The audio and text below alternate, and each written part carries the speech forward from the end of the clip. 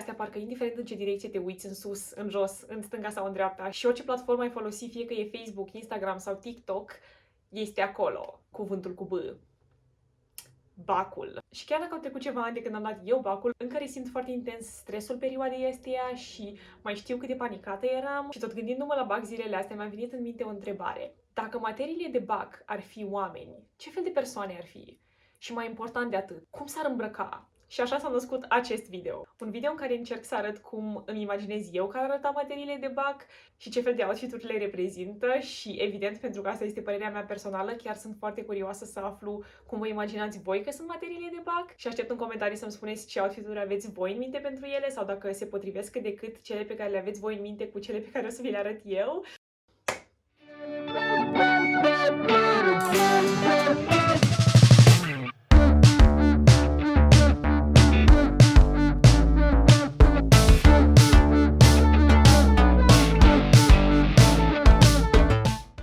Info.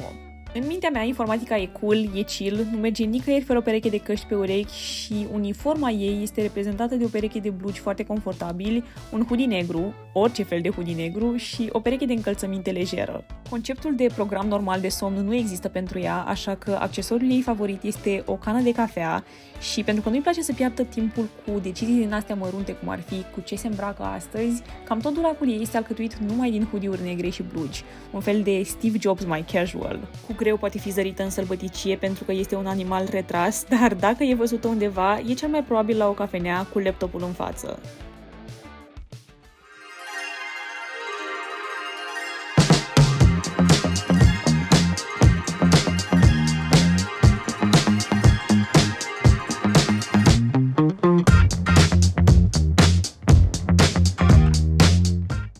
Genul ăla de persoană care o să zică 70 de sfaturi despre cum să ai grijă de plantele tale de apartament, dar plantele ei de apartament tot mor în mod misterios și inexplicabil. Vrea mereu să poarte haine care o reprezintă complet și de asta outfitul ei este ca un fel de shawarma cu de toate, cămașa lejeră cu fructe și flori pentru botanică, pantalonii verzi raiați pentru ecologie, Converse cu animal print pentru zoologie și maioul cu inimă pentru fiziologie. S-ar putea să o găsești îmbrăcată așa, fie într-un copac încercând să salvezi o pisică, fie la marginea unui drum uitat de lume căutând un trifoi cu 4 foi. Pentru noroc, evident.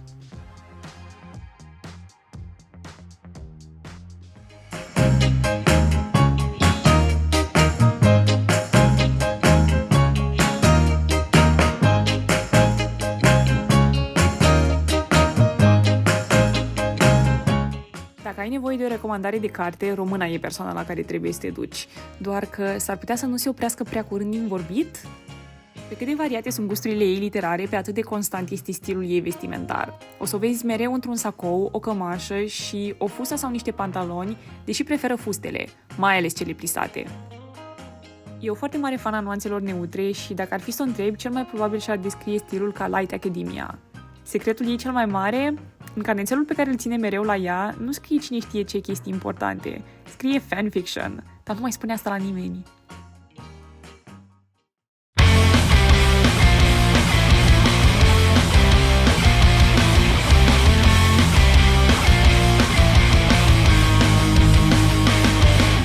Psiho are nevoie de doar 2 secunde să se uite la tine și deja știe ce fel de persoană ești. Chiar cred că cea mai bună descriere a ei ar fi "She's a baddie and she knows it" și asta se reflectă 100% în hainele pe care le poartă. Cizme înalte cu platformă, bifat, fustă mini cu accente punk și o șapcă asortată, desigur. Și nu putem să nu vorbim despre piesa de rezistență, o bluză din plasă, transparentă, haha, pentru că vede prin tine, v-ați prins, care are și fețe de oameni, pentru că psihologie, și roșie, pentru că a citit că roșu este cea mai atractivă culoare. Cum spuneam, baddie.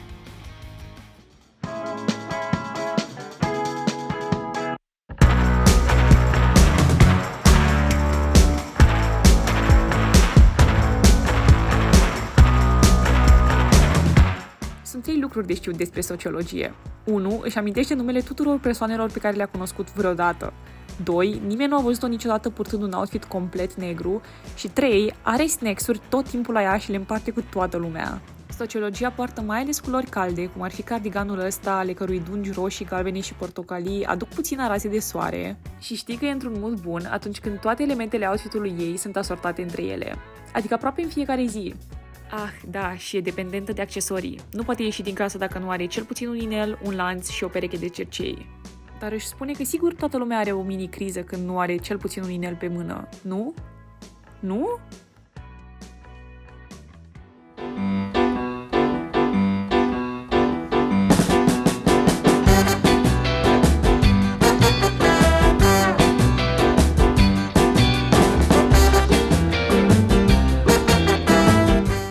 În oraș să facă poze cu aparatul pe film sau că se duce la un târg de vechituri să-și mai ia încă un tablou de parcă nu are destule, istoria o să arate mai mereu ca un bunic cool, ale cărui piese sunt fie croșetate, fie tricotate, toate în diverse nuanțe de maro sau bej. Și chiar dacă s-ar putea să ți se pară inofensiv în cardiganul vintage și pantalonii evazați, ai grijă, pentru că s-ar putea să încerce să te convingă că rama aurită cumpărată de la Jumbo este de fapt un artefact din anii 1700.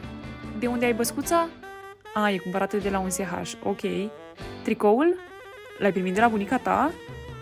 Bine, cardiganul atunci de unde e?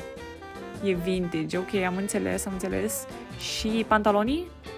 De la Bershka?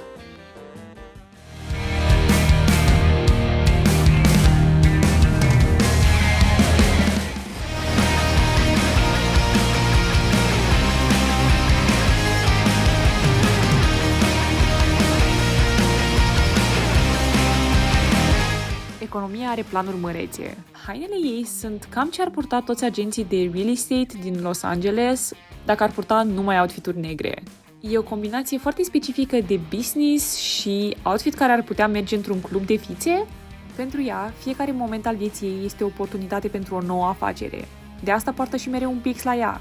Nu știe niciodată când va avea desemnat următorul contract de câteva milioane de dolari. Când are sacoul închis, e pe modul work hard. Când are sacoul deschis și se văd toate detaliile colorate dinăuntru, atunci e play hard.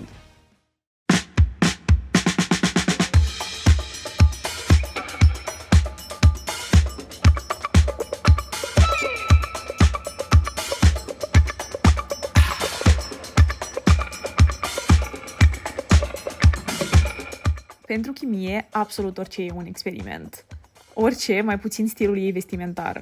Poartă haine legere, confortabile, cum ar fi perechea asta de pantaloni super comodă care îi permite să fugă din calea oricăror explozii pe care ea le cauzează. Din greșeală, evident. Îi plac foarte mult cămășile și cardiganele lungi, albe, care aduc într-un fel a halat de laborator. Ce e ciudat e că, deși chimia se joacă mereu cu tot felul de substanțe și le scapă pe ea, hainele ei deschise la culoare sunt tot timpul curate. De asta, toată lumea se întreabă dacă fie își cumpără haine noi de fiecare dată sau dacă a inventat cumva o soluție magică care te scapă de orice fel de pete.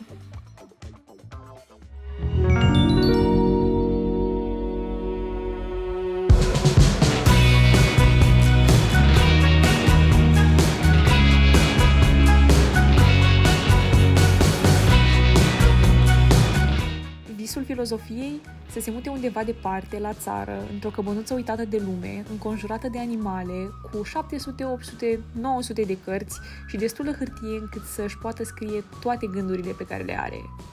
E un fel de zânuță cottagecore care poartă chestii diafane, mâneci largi, fuste lungi, o groază de volănașe și nu pleacă nicăieri fără tote bag-ul ei plin de cărți care, în mod deloc surprinzător, are un citat de Seneca pe el. Îi plac foarte mult accesoriile statement, cum ar fi această curea lată cu detalii aurii pe care o poartă în talie și se mândrește cu faptul că niciodată în viața ei nu a purtat și nici nu va purta o pereche de blugi.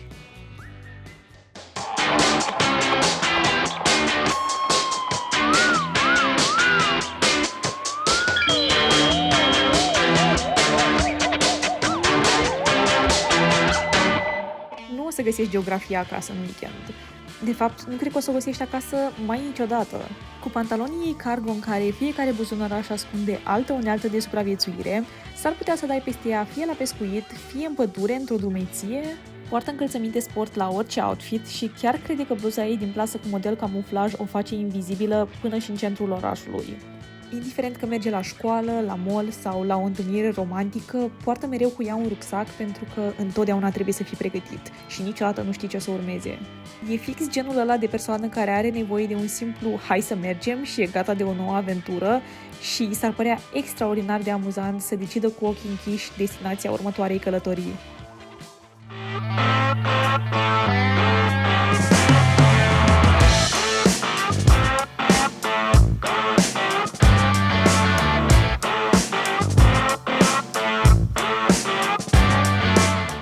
Fizica vrea ca tu să crezi că ea este foarte cool.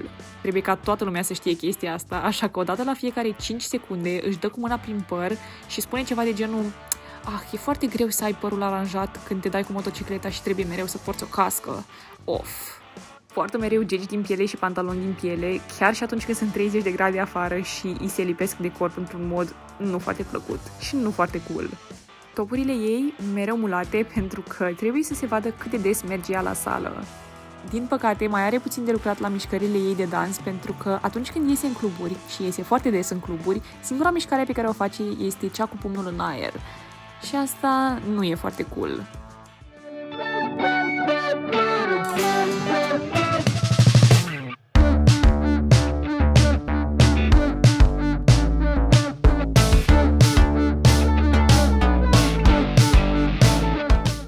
Mate e tipul ăla care arată mereu impecabil și totuși parcă nu depune niciodată efort.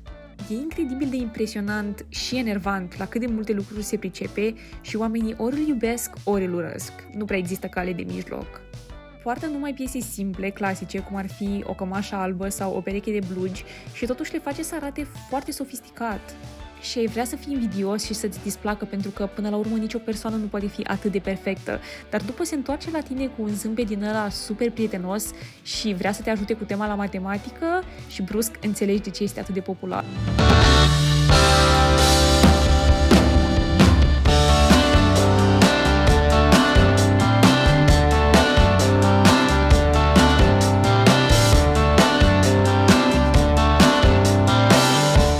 Logica și argumentarea vede lucrurile numai în alb și negru, inclusiv dulapul ei cu haine. Pentru că e incredibil de eficientă, îi se pare logic să aibă numai haine negre și albe. Așa, în orice mod le-ar combina, tot ar ieși ceva care să arate ordonat și îngrijit și ca și cum ar fi stat foarte mult să se gândească la outfitul ei.